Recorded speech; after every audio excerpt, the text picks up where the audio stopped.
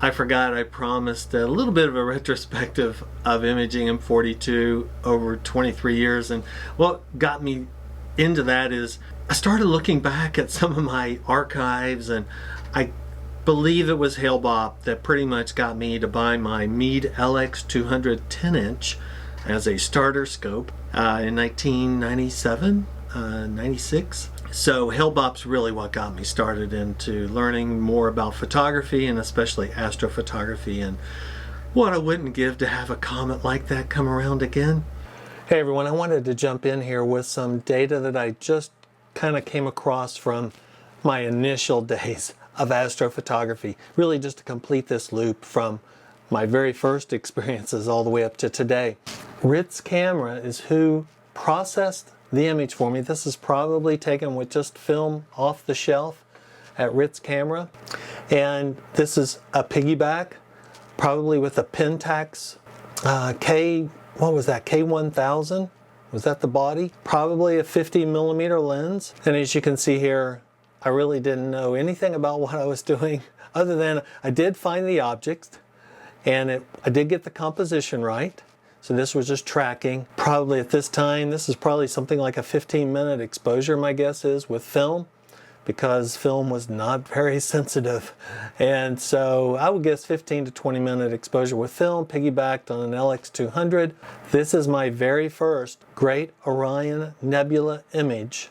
Now, this, I believe, is Provia. This looks like Provia or PPF 400. I'm thinking this is probably my first attempt at taking a prime focus image through my 10-inch LX200. So you have to remember it did have go-to capability, but we are not getting any confirmation visually or photographically about whether we are on the target or not. We did have some viewfinders that really something as bright as M42 would probably show up on those viewfinders in our older 35mm cameras. We had removable prisms, and we could really focus right down on the focus screen. I probably had a pretty good idea I had M42 that was probably visible in the camera.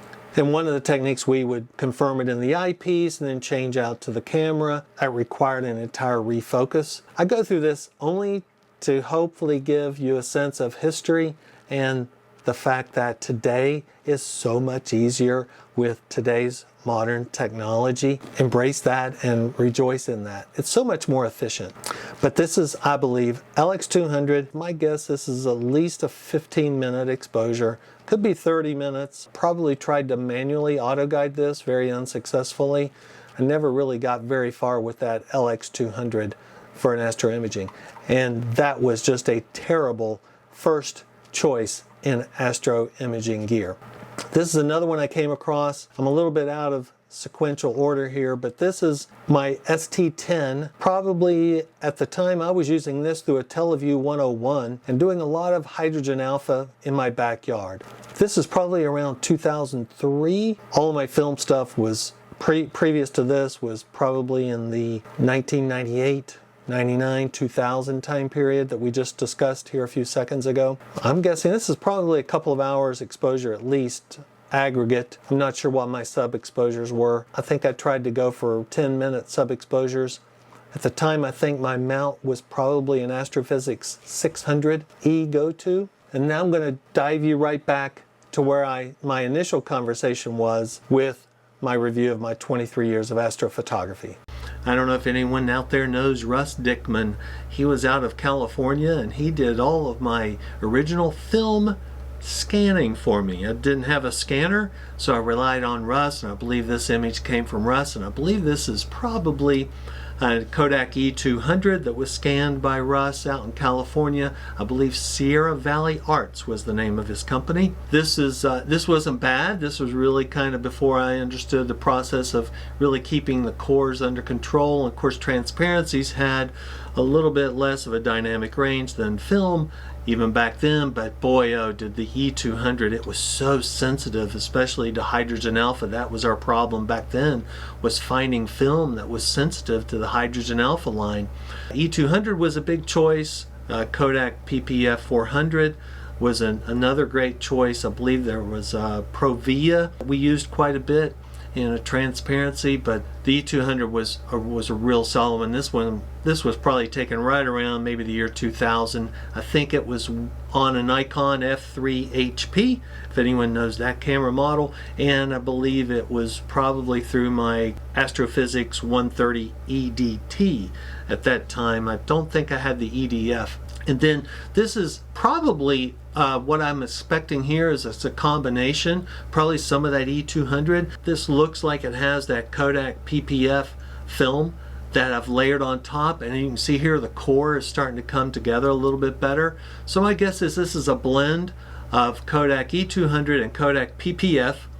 And you've probably never heard that talked about in a YouTube video. So this is the 23-year retrospective review, and you start to get into this conversation. Actually, I think it all looks pretty good, don't you? I think it looks great. We really worked hard back in those days to come up with some high quality film.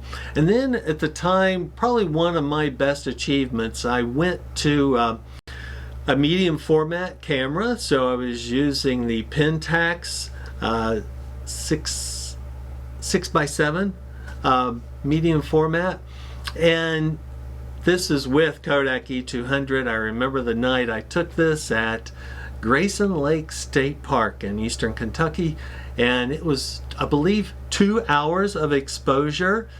How many of you have done 2 hours of exposure? So this was a great night, and it really paid off. This is, at the time, it's a little oversaturated for today. Maybe I'll revisit this scan and do some modern processing on it. So it's a little oversaturated for my eye today. But back then, just look at the extension of the nebulosity we got with this E200. Yeah, sure, there's probably a little bit of noise reduction applied here, but I gotta tell you, is that at 100%? There's 100%. So that's 100% of a medium format 6x7 Kodak E200 on an Astro-Physics Traveler, 2 hours of exposure. I believe that's all this is. I believe it's a 1-2 hour exposure image. So, and I'll probably scan this maybe on the Imicon Flex Tide. I had one of those, if you know any of these terminology. So that was probably around 2003, 2004, right around the trip we took to New Mexico skies around 2003. And then of course this is the Canon Ra 35mm view through the William Optics. I just took this in the past couple of months. The William Optics doesn't illuminate at a high quality the full frame of the 35mm, but I still used it. But yeah, we get some coma on the edges that really doesn't work too well, but that's kind of today's modern view. Let's go to 100%. That's your 100% zoom on a modern day DSLR. There's your Kodak E200 2 hours of exposure from 17 years ago. And then of course today I think this is my best, and you can see the less saturation. I think it's a little bit more natural look that you get. This is combining that ASI 294 data in with the RA data, and I just like the pleasing look. This is kind of a look you can fall into. I think it looks natural, and of course all of this is subjective, but compared to the that's definitely oversaturated. Definitely catches your eye.